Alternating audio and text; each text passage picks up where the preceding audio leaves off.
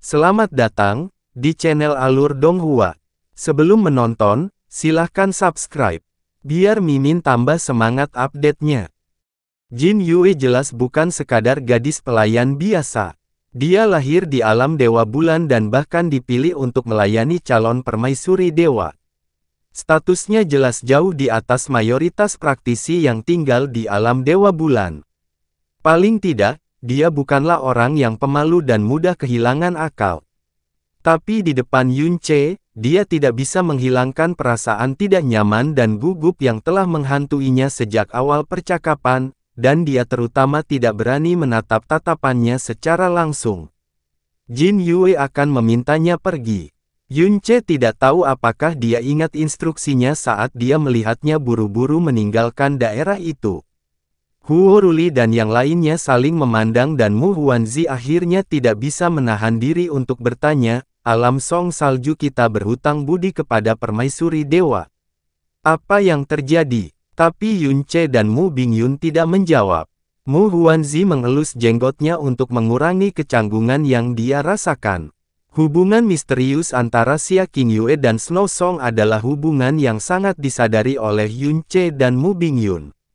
Setelah dia mencapai alam dewa, Xia Qingyue secara alami secara bertahap akan menyadari fakta bahwa seni ilahi ujung beku yang dia kembangkan di Frozen Cloud Asgard sebenarnya adalah kanon penobatan Dewa Phoenix Es dari alam Song Salju. Apa yang kamu berikan padanya? Mu Bingyun bertanya, matanya dipenuhi kekhawatiran. Kontrak pernikahan antara dia dan aku, kata Yunce dengan suara lembut. Huo Ruli langsung memuntahkan anggur yang baru saja diminumnya ke seluruh tubuhnya dan meja di depannya.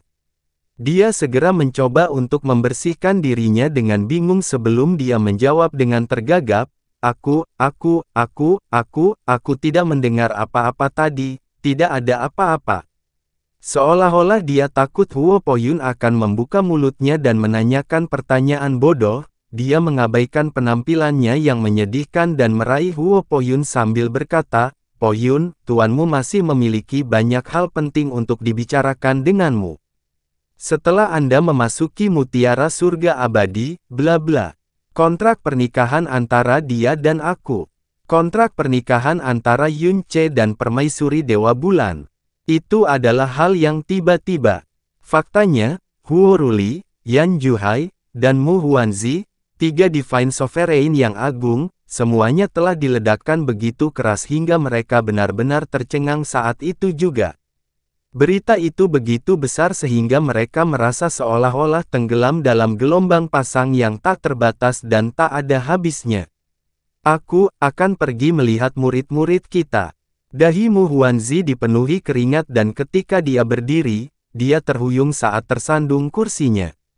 Aku akan pergi juga. Yan Juhai, yang biasanya tenang dan mantap seperti gunung, sepertinya hampir melarikan diri saat meninggalkan tempat kejadian. Jadi sepertinya kamu tidak percaya dengan apa yang dikatakan pelayan itu tadi. Kata Mu Bingyun sambil menatap Yunce. Tidak, aku percaya padanya, kata Yunce tanpa ekspresi. Dia pasti tidak melihat gambaran mendalam yang menangkap konvensi dewa yang mendalam. Dia juga tidak tahu bahwa saya masih hidup. Mengapa kamu mengatakan itu? Karena aku memahaminya. Yunce dengan ringan menutup matanya saat dia mengingat beberapa kenangan yang tidak diketahui. Dia benar-benar orang yang memiliki kepribadian yang sangat pensiunan dan pasif. Dia sudah seperti itu sejak dia masih kecil. Jalan yang mendalam selalu menjadi satu-satunya pengejarannya. Dan dia sama sekali tidak peduli pada apapun selain itu. Mu Bingyun terdiam. Meskipun dia tidak melihat gambaran mendalam yang terekam dalam konvensi dewa yang mendalam, dia pasti pernah mendengar nama saya. Hanya saja, kata Yunce sambil tertawa mencela diri sendiri, tidak mungkin dia menghubungkanku dengan Yunce yang pernah dia dengar. Sama seperti ketika dia pertama kali mendengar Kaisar Dewa Bulan menyebut nama King Yue, dia pasti tidak pernah berpikir bahwa dia adalah Xia Qingyue, dia bahkan tidak berpikir ada kemungkinan sedikit pun bahwa itu adalah dia. Karena tidak mungkin baginya untuk menghubungkan Xia Qingyue dengan permaisuri Dewa Bulan. Demikian pula, semakin kecil kemungkinannya baginya untuk menghubungkan nomor satu dalam pertempuran dewa yang diberikan kepadanya, belum lagi seseorang yang menurutnya sudah mati. Mu Bingyun menatap Yun Ce dalam diam. Kata-kata Yun Ce memberitahunya bahwa di dunia Xia Qingyue, Yun Ce adalah mantan suaminya yang telah meninggal beberapa tahun yang lalu. Jadi sepenuhnya terserah padanya apakah dia ingin menikah dengan orang lain. Kata-kata ini diucapkan untuk kepentingan Mu Bingyun, atau mungkin, diucapkan untuk menghibur dirinya sendiri. Karena dia adalah seseorang dengan temperamen pensiunan dan pasif, dia tentu saja tidak akan menginginkan gelar permaisuri Dewa Bulan. Jadi mungkin, dia terpaksa melakukannya, atau ada keadaan sulit di balik pilihannya. Kata Mu Bingyun sambil mencoba menghibur Yun Ce. Lagi pula, jika Kaisar Dewa Bulan menginginkan seseorang menjadi permaisuri dewanya, mustahil orang itu menolaknya. Tidak, kata Yun Ce sambil menggelengkan kepalanya, dia memang seseorang yang tidak akan mengingini gelar permaisuri dewa tapi dia juga seseorang yang tidak akan dipaksa oleh siapapun. Mu Bingyun terdiam. Tuan Istana Bingyun, ketika saya menikah dengannya 12 tahun yang lalu, dia sudah dikejar oleh banyak pengagum. Selain itu, dia juga telah diterima sebagai murid resmi Frozen Cloud Asgard. Namun, diriku saat itu adalah seseorang yang memiliki tubuh lemah dan pembuluh darah dalam yang cacat, dan bahkan para pelayan di keluargaku sendiri akan mengejekku secara diam-diam. Kesenjangan antara langit dan bumi bahkan tidak cukup untuk menggambarkan jarak antara kami berdua. Namun dia tetap setuju untuk menikah dengan saya, dan itu jelas bukan karena dia dipaksa, juga bukan karena keadaan sulit yang memaksanya untuk menikah. Sebaliknya, itu sepenuhnya atas kemauannya sendiri. Mu Bingyun sedikit tercengang mendengar kata-kata itu. Aku saat itu tidak hanya berterima kasih padanya tapi juga memujanya.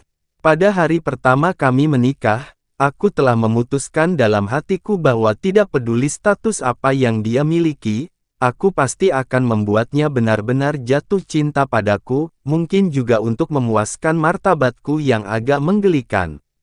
Saat dia memikirkan beberapa hari yang mereka habiskan bersama sebagai pengantin baru bertahun-tahun yang lalu, Yun Ce tidak bisa menahan tawa kecilnya. Setelah itu, saya memiliki banyak belahan jiwa perempuan dan ketika saya berinteraksi dengan mereka, mereka secara bertahap akan memasukkan saya ke dalam kehidupan dan pemikiran mereka. Bahkan Kai, yang merupakan permaisuri iblis kecil, juga sama. Tapi, hanya Xia Qingyue. Saya bersujud ke langit dan bumi bersamanya, saya melewati cobaan dan kesengsaraan bersamanya dan kami bahkan melewati situasi hidup dan mati bersama. Ada begitu banyak kesempatan di mana aku berpikir bahwa aku akhirnya benar-benar melelehkan hatinya yang sedingin es. Terutama saat aku ditelan bersamanya oleh seekor binatang buas raksasa di Heaven Basin. Untuk menyelamatkanku, dia mentransfer seluruh energinya ke tubuhku dan akibatnya hampir kehilangan nyawanya sendiri. Tetapi setiap kali aku berpikir bahwa aku telah benar-benar masuk ke dalam hatinya, dia akan meninggalkanku tanpa ragu-ragu dan kembali ke Frozen Cloud Asgard. Dan ketika dia melihatku lagi, dia masih menjaga jarak yang tidak pernah bisa aku dekati dengannya. Bertahun-tahun yang lalu, ketika dia setuju untuk memasuki Frozen Cloud Asgard dan menjadi murid laki-laki pertama dalam sejarah, ada satu alasan penting yang secara tidak sadar dia sembunyikan, dan itu adalah untuk bisa tetap berada di samping Xia Qingyue selama dia ingin. Dia selalu terlihat dingin dan lembut tetapi pikirannya adalah miliknya sendiri, dan dia memiliki sifat keras kepala yang tak tertandingi, jadi begitu dia memutuskan sesuatu, tidak ada yang bisa mempengaruhi atau menghalangi dia dari hal itu. Mungkin, itu karena hati kaca mengkilap di tubuhnya, jadi dia secara tidak sadar selalu mengabaikan setiap hal dan setiap orang di dunia ini. Jadi tidak ada yang bisa memaksanya melakukan apapun, yang penting dia setuju atau tidak. Jadi maksudmu keinginannya untuk menikahi Kaisar Dewa Bulan sepenuhnya tulus dan atas kemauannya sendiri. Ya, kata Yunce dengan anggukan kepala, wajahnya tanpa kesedihan atau kegembiraan. 8 tahun bisa mengubah banyak hal, tapi satu hal yang tidak bisa diubah adalah sifat bawaan dan kekuatan kemauan seseorang. Ketika Xia Qingyue muncul, matanya tampak persis sama dengan yang ada dalam ingatannya, seperti genangan air musim gugur yang tenang dan tidak terganggu. Di pihaknya, dia tidak melakukan kesalahan apapun. Sebaliknya, dia membuat pilihan yang merupakan pilihan yang benar-benar tepat bagi wanita manapun di dunia ini, alam Raja Dewa Bulan. Dibandingkan dengan dia, aku tidak lebih dari seekor serangga yang baru belajar merangkak. Bagi wanita manapun, tidak ada status yang lebih tinggi daripada menjadi permaisuri dewa di kerajaan. Dan mungkin, inilah perlindungan surga yang diberikan oleh hati kaca mengkilap padanya. Jika ada yang mengatakan bahwa ada satu kelemahan dalam rencana itu, kelemahan itu adalah saya masih hidup. Kata-kata Yunce jelas dan tidak dipaksakan dan ekspresinya sangat tenang. Namun ketenangan itulah yang menyebabkan jantung seseorang berdetak lebih cepat. Lalu, kenapa kamu masih ingin memberikan kontrak pernikahan itu padanya? Mu Bingyun bertanya. Tentu saja, itu untuk memberi tahu dia bahwa cacat ini ada dan memungkinkan dia untuk menghilangkannya sendiri setelah itu, kata Yunce sambil tertawa lembut. Sepertinya Yunce telah sepenuhnya memulihkan akal sehatnya. Faktanya, dia sangat rasional hingga menakutkan. Tapi kekhawatiran Mu Bingyun tidak terjamin sama sekali saat dia berkata, Yunce, kamu benar-benar. Jangan khawatir, kata Yunce sambil mengangkat kepalanya dan melihat pemandangan di depannya, perayaan pernikahan ini sangat besar, jadi ini bukan sekedar perayaan pernikahan. Sebaliknya, itu adalah sesuatu yang berhubungan dengan martabat dan wajah Kaisar Dewa Bulan dan seluruh alam Dewa Bulan. Tempat ini adalah alam Dewa Bulan. Mengingat kelemahanku, bahkan jika aku membuang nyawaku di tempat ini dan menumpahkan darahku kemana-mana, itu tidak akan mampu mengubah satu hal pun. Sebaliknya, itu akan menyeret Snow Song dan alam Dewa Api bersamaku. Bahkan jika Xia Qingyue ingin mengingkari kata-katanya, itu sudah tidak mungkin lagi. Saya masih memiliki banyak hal yang perlu saya lakukan. Aku baru saja bersumpah dengannya, jadi bagaimana aku bisa menghancurkan diriku sendiri di sini karena hal seperti itu. Dan hanya itu saja, dia mengambil cangkir batu giok lainnya dan menghabiskannya sekaligus. Dan ketika cangkir giok itu jatuh ke tanah, cangkir itu langsung pecah. Tangan giok Mu Bingyun dengan ringan memegang lengan Yunce saat dia tanpa berkata-kata berusaha menghiburnya. Yunce, apakah itu benar-benar karena alasan sederhana kamu menyerahkan kontrak pernikahan itu padanya? Di awan jauh di atas, sebagian besar perhatian Qing Yeying terfokus pada Yunce, jadi dia secara alami juga memperhatikan Jin Yue. Jaraknya jauh dan dia belum melepaskan kekuatan apapun, jadi dia tidak dapat sepenuhnya menangkap percakapan mereka, tapi dia berhasil mendengar kata-kata, pelayan permaisuri dewa. Pelayan permaisuri dewa, kenapa dia pergi mencari Yunce? Mata Qian Ying tertuju pada kotak giok di tangan Jin Yue, Paman Gu, apa yang dimasukkan Yunce ke dalam sana? Tubuh Guzu tidak bergerak tetapi cahaya aneh muncul di matanya. Dalam sekejap, dia perlahan berkata, itu adalah kontrak pernikahan. Akad nikah. Ambilkan untuk saya lihat. Guzu tidak mengatakan apapun kecuali tangannya yang tua dan layu terangkat saat ini. Sebelum dia bergerak, pusaran aneh tiba-tiba muncul di depannya. 5 jari yang keriput dan layu seperti kayu bakar tua menyatu dan perlahan membenamkan diri ke dalam pusaran. Setelah beberapa napas, tangan kuno Guzu menarik kembali dari pusaran dan menghilang tanpa suara, tetapi gulungan kertas yang digulung muncul di tangannya. Di bawah mereka, langkah kaki Jin Yue tergesa-gesa dan dia tidak menyadarinya sama sekali. Kotak giok di tangannya masih utuh dan tidak ada kelainan yang dapat dideteksi. Qianye Yinger mengambil gulungan kertas itu dan matanya menyapu gulungan itu begitu dia membukanya. Mata Phoenix-nya langsung menyipit setelah dia membaca isinya. Negara angin biru, kota awan terapung. Xiao Ce, Xia Qingyue. Qingyue, dia menggulung kontrak pernikahan itu dan gerakannya lambat dan disengaja. Setelah kontrak pernikahan telah sepenuhnya digulung, sudut mulutnya membentuk senyuman kecil yang sangat berbahaya. Tidak kusangka hal menarik seperti itu benar-benar ada di dunia ini. Apakah kita mengembalikannya? Gu Zhu bertanya. Tidak, kata Qianye Yinger sambil membatalkan kontrak pernikahannya. Ini adalah hadiah yang sangat berat dan megah, jadi tentu saja kita perlu memanfaatkannya sebanyak yang kita bisa. Kami telah datang ke alam Dewa Bulan tapi kami tidak membawa hadiah pernikahan yang pantas. Jadi saya akan menghadiahkan bunga pinjaman ini kepada Buddha dan memberi Yue Wuya kejutan yang menyenangkan dan luar biasa. Di dalam Vanishing Moon Celestial Palace, Xia Qingyue duduk di depan cermin, jari-jarinya menari ringan di permukaan cermin. Matanya yang indah tampak tenggelam dalam lamunan dan dia sepertinya sedang memikirkan sesuatu. Ruang internal di dalam Vanishing Moon Celestial Palace luar biasa besar dan cahaya terang yang tak terhitung jumlahnya menyala di dalamnya. Cahaya terang ini tampaknya tertarik oleh suatu kekuatan tak terlihat saat mereka berkumpul di sekitar sosok surgawi Xia Qingyue. Hanya tersisa 15 menit sebelum upacara pernikahan dimulai. Jin Yue membawa kotak giok saat dia mendekatinya dengan langkah tenang.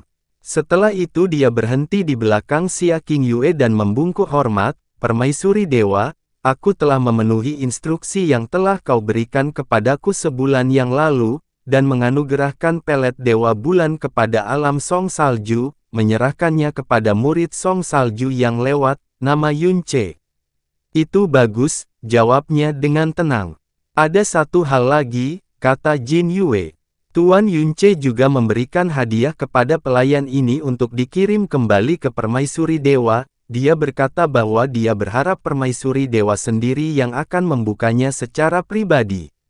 "Tidak perlu untuk itu," katanya dengan suara muram. "Kamu boleh membawanya pergi." Jin Yue sama sekali tidak terkejut dengan jawabannya. Tapi dia teringat sesuatu dan akhirnya mengucapkan kata-kata itu, "Tuan Yun Ce juga meminta pelayan ini untuk menyampaikan pesan kepada Permaisuri Dewa juga." Ini adalah hadiah ucapan selamat besar yang diberikan Xiao Ce dari Floating Cloud kepada Permaisuri Dewa untuk pernikahannya. Begitu Jin Yue selesai berbicara, dia tiba-tiba merasakan dunia menjadi sunyi senyap, bahkan udaranya sendiri tampak membeku dan berhenti mengalir sepenuhnya. Dia mengangkat kepalanya dengan curiga tetapi yang dia lihat hanyalah punggung Xia Qingyue yang tidak bergerak, diikuti dengan keheningan yang lama. "Permaisuri Dewa," dia mencoba memanggilnya dengan suara lembut. Tapi satu-satunya tanggapan yang dia terima adalah keheningan yang sama yang menyelimuti ruangan itu. Perasaan tidak nyaman yang tak bisa dijelaskan tiba-tiba muncul di hati Jin Yue.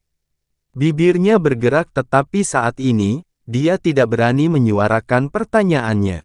Setelah jangka waktu yang tidak ditentukan berlalu, suara Xia Qingyue akhirnya terdengar di telinganya, "Kata-kata yang baru saja kamu ucapkan kepadaku, ulangi lagi." "Ah, ya," Jin Yue buru-buru menjawab sambil mengulangi ucapannya dengan gugup. Tuan Yun Ce berkata, "Ini adalah hadiah ucapan selamat besar yang diberikan Xiao Ce dari Floating Cloud kepada Permaisuri Dewa untuk pernikahannya." Jantungnya berdebar kencang di dadanya dan suaranya dipenuhi ketakutan yang gelisah.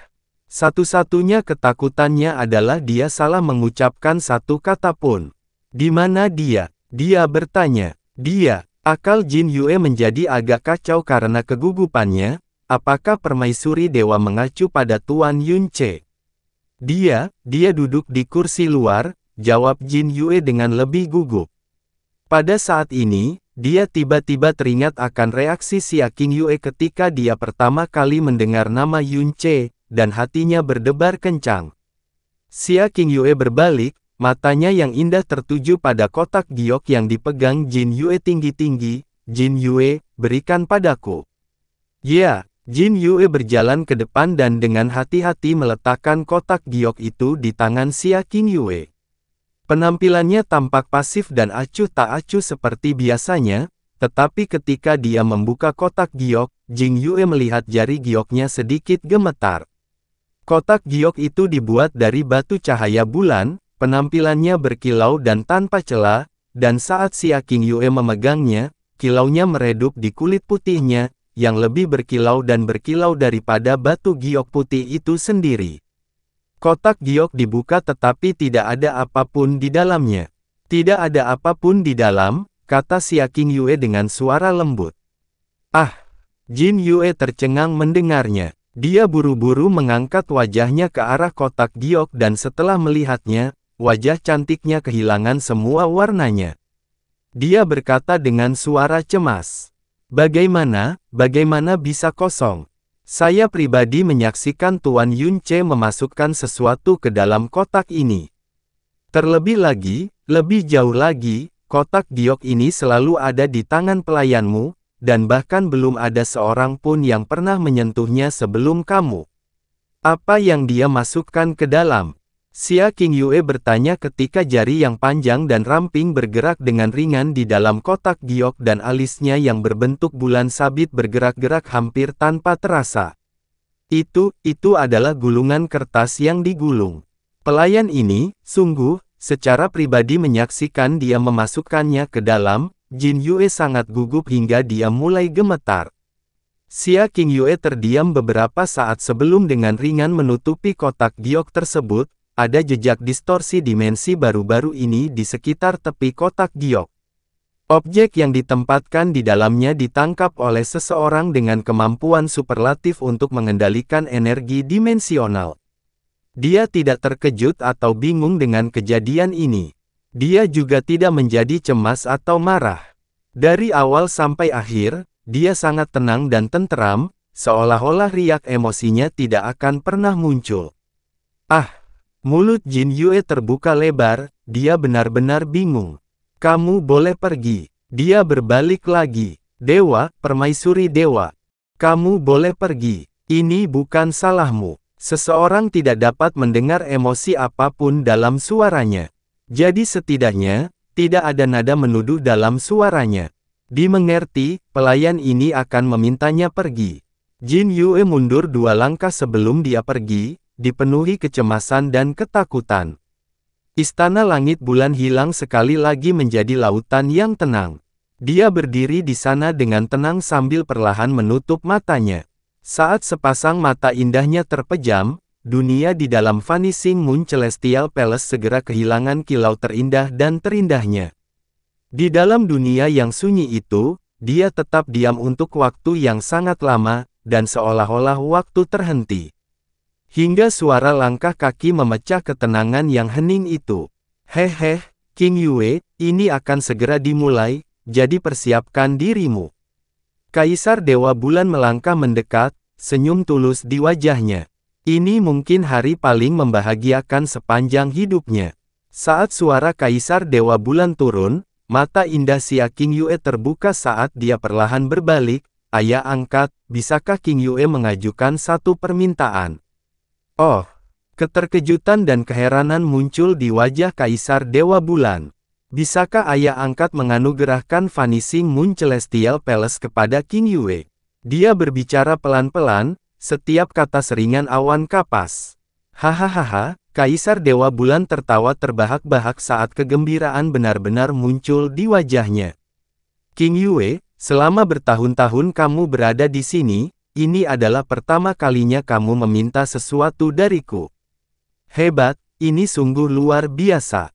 Tidak akan lama lagi seluruh alam Dewa Bulan akan menjadi milikmu, apalagi sesuatu yang sepele seperti Istana Langit Bulan hilang.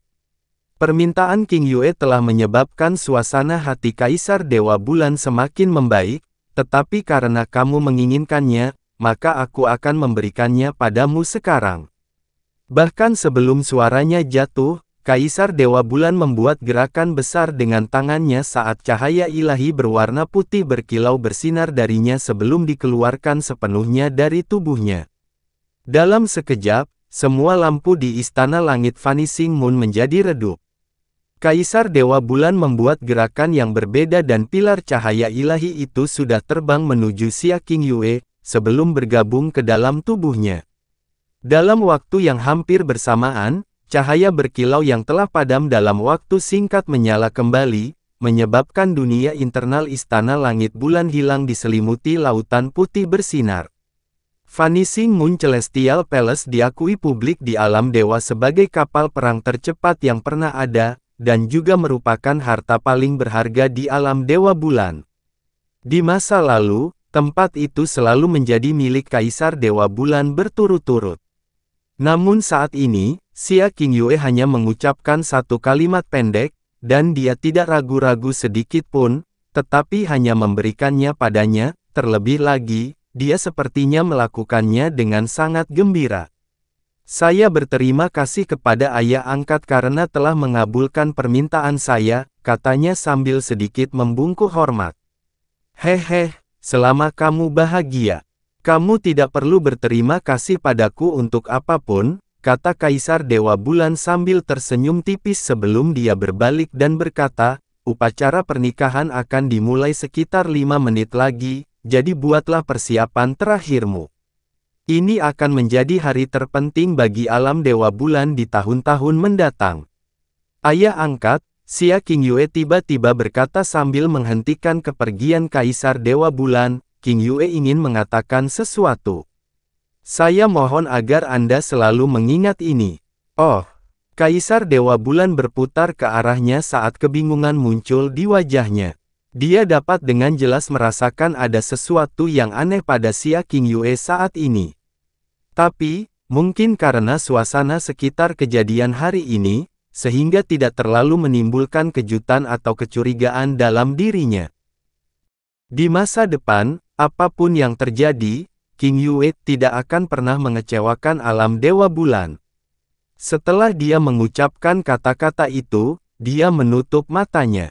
Mungkin, itu agar Kaisar Dewa Bulan tidak melihat kelainan yang bersinar jauh di matanya. Alis Kaisar Dewa Bulan berkedut saat dia berkata, Qingyue, kamu. Qingyue hanya ingin ayah angkatnya mengingat kata-kata itu selamanya. Apapun yang terjadi di masa depan, saya mohon ayah angkat mengingat kata-kata ini.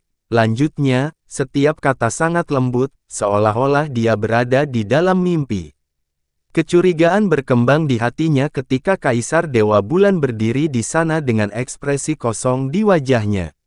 Namun pada akhirnya, dia tidak menanyainya namun malah tertawa bahagia. Qingyue, dengan kata-katamu ini, bahkan jika ramalan yang dibuat oleh alam misteri surgawi itu terjadi besok, aku tidak lagi menyesal. Kaisar Dewa Bulan pergi tetapi Xia Qingyue tetap di tempatnya berdiri, diam dan diam. Kedua matanya tertutup rapat dan tidak terbuka dalam waktu lama. Separuh dari dunianya dipenuhi dengan cahaya putih pucat yang tak terbatas dan separuh lainnya dipenuhi dengan kekosongan yang tampaknya tak terbatas. Dia berdiri di persimpangan antara dua dunia itu, lambat laun, bahkan sosoknya sendiri ditelan oleh kedua dunia itu, dan yang tersisa hanyalah sepetak kekosongan putih pucat. Alam Dewa Bintang, Istana Dewa Bintang Pembantaian Surgawi. Kakak, suara Caizi yang ringan dan lapang terdengar di kejauhan sebelum dia muncul di hadapan Jasmine, wajah kecilnya memerah karena kegembiraan. Mengapa kamu begitu bersemangat? Jasmine bertanya sambil meliriknya. Kakak, aku akhirnya tahu orang seperti apa permaisuri Dewa Kaisar Dewa Bulan yang baru itu. Itu sebenarnya adalah seseorang yang memiliki hati kaca berlapis salju. Caizi berkata dengan penuh semangat. Hati kaca mengkilap yang legendaris. Tidak kusangka itu muncul sekali lagi. Namun reaksi Jasmine sangat dingin dan acuh tak acuh. Oh, benarkah? Huff. Tidak heran penjahat tua Yue Wuya. Jasmine baru menyelesaikan setengah kalimatnya sebelum dia tiba-tiba berhenti. Matanya beralih ke Caizi saat dia bertanya, tahukah kamu siapa nama permaisuri dewa itu? Tentu saja aku tahu, kata Caizi sambil menganggukkan kepala. Kaisar Dewa Bulan memanggilnya King Yue. Seluruh tubuh Jasmine menjadi kaku sebelum dia tiba-tiba mendorong dirinya untuk berdiri. Ah! Aura Jasmine yang tiba-tiba gelisah dan bergejolak membuat Caizi sangat terkejut. Kak, kamu, ada apa? Alis Jasmine tenggelam sangat rendah saat dia dengan erat meraih lengan Caizi saat dia langsung menariknya berdiri, ikuti aku. Ah, kemana, kemana? Alam Dewa Bulan. Waktu yang menandai dimulainya upacara pernikahan semakin dekat, dan semua pahlawan wilayah ilahi timur mulai menunggu dengan napas tertahan. Saat ini, dua orang berjalan ke kursi luar secara berdampingan. Ada jutaan orang yang duduk di kursi luar, suara mereka menciptakan keributan dan aura mereka bercampur dengan liar, tetapi ketika kedua orang ini tiba, mereka menarik perhatian yang tak terhitung jumlahnya. Karena jubah Dewa Bulan mereka ditandai dengan tanda bulan ilahi berwarna putih keemasan yang memancarkan kemuliaan tak berbentuk dan kekuatan yang menindas. Meskipun orang-orang ini semua duduk di kursi terluar, masing-masing dari mereka adalah ikan terbesar di alam bintangnya masing-masing, dan tidak satu pun dari mereka memiliki latar belakang biasa. Namun saat kedua orang ini berjalan ke tengah-tengah mereka, mereka mengangkat kepala tinggi-tinggi dan memandang rendah semua orang di sekitar mereka, dengan asumsi sikap bahwa orang-orang ini merendahkan martabat mereka. Seolah-olah dua kaisar arogan, yang berkuasa atas seluruh ciptaan dan memandang rendah masyarakat, telah tiba di tengah-tengah mereka. Kemanapun mereka lewat, hal itu menyebabkan orang-orang kuat di wilayah ilahi timur, yang berada di dekat mereka, menggigil. Dari kejauhan, seorang praktisi muda, yang melihat kedua orang yang lewat, berkata dengan sangat tidak puas, siapakah dua orang ini? Mereka tampak sangat sombong. Kamu tidak boleh berbicara omong kosong. Orang tua di sampingnya buru-buru menekan suaranya dengan kecepatan tertinggi sebelum berkata dengan suara rendah, kedua orang itu adalah anak-anak kaisar. Kaisar, anak-anak kaisar, kata praktisi muda yang mendalam itu dengan suara yang sangat terkejut.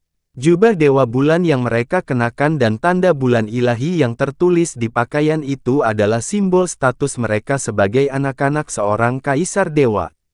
Orang tua itu berkata dengan suara yang dalam, aura kekuatan hidup mereka hanya sekitar 100 tahun sehingga mereka harus menjadi dua putra bungsu kaisar Dewa Bulan.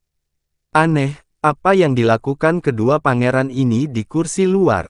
Sosok kedua laki-laki itu mirip, yang di sebelah kiri mempunyai mata sipit panjang, wajahnya yang muram dan tegas memancarkan kekuatan dan gengsi, sedangkan yang di sebelah kanan berjalan dengan senyum miring di wajahnya, wajah yang memancarkan kesombongan yang sepertinya sudah bawaan sejak lahir. Aura kekuatan hidup kedua pria itu berusia sekitar 100 tahun, namun energi dalam yang bergolak di sekitar tubuh mereka menyebabkan ketakutan dan kekhawatiran muncul di hati semua orang di sekitar mereka. Alam Raja Ilahi tingkat ketiga. Raja Surgawi berusia ratusan tahun adalah seorang jenius sejati, bahkan dalam konteks kerajaan. Selain itu, mereka juga merupakan keturunan kaisar dewa yang tak tertandingi. 361 Pangeran Yue Huan. 360 detik Pangeran Yue Jinshi. Ini adalah kursi luar tempat duduknya alam bintang menengah dan bawah. Jadi tidak peduli apakah itu kekuatan atau status, mereka seperti kaisar yang turun dari surga. Kemanapun mereka pergi, para praktisi mendalam yang mereka lewati semuanya terdiam ketakutan, dan gemetar. Di saat yang sama, semua orang bertanya-tanya mengapa mereka datang ke tempat seperti itu. Kedua pria itu berjalan melewati deretan kursi di bawah pengawasan sembunyi-sembunyi dari banyak mata. Mereka berjalan ke tempat Snow Song dan Flame God Realms duduk sebelum berhenti di belakang Yun Che. Kamu adalah Yun Che, bukan? Pangeran yang memiliki ekspresi arogan di wajahnya, Yue Jinshi, menatap Yun Che dengan sekilas. Matanya sedikit menyipit saat dia mengabaikan orang-orang di sekitar Yunce. Yunce membalikkan tubuhnya sedikit saat tatapannya menyapu kedua pria itu. Dia berkata dengan suara dingin dan acuh tak acuh, "Itu aku." Aku mengira, dewa yang dianugerahkan nomor 1, dan anak surga, yang terkenal itu akan ditempatkan di aula utama atau aula luar. Siapa sangka dia justru akan duduk di kursi terluar. Itu benar-benar menyebabkan pangeran ini berlarian sambil mencoba menemukanmu. Namun, mengingat latar belakangmu, duduk di sini sebenarnya cukup pantas. Saat Yue Jinsi mulai berbicara, setiap kata dan setiap pandangan serta ekspresi yang dia buat dipenuhi dengan arogansi. Sebagai anak seorang kaisar dewa, dia secara alami memiliki modal dan kualifikasi untuk menjadi lebih mendominasi dan angkuh daripada orang lain. Bahkan mengingat status Yunce sebagai dewa yang dianugerahkan nomor 1, di mata Yue Jinsi, dia hanya layak untuk dilirik beberapa kali lagi. Dia sangat menekankan dua kata, pangeran ini, untuk dengan sengaja memberikan kesan statusnya pada Yunce. Tatapan Yunce menyapu tanda bulan ilahi di pakaian mereka, tapi dia tidak melirik mereka untuk kedua kalinya. Dia perlahan dan santai mengisi cangkir batu giok di tangannya sebelum dia bertanya kepada Huo Ruli, "Siapa dua orang bodoh ini?"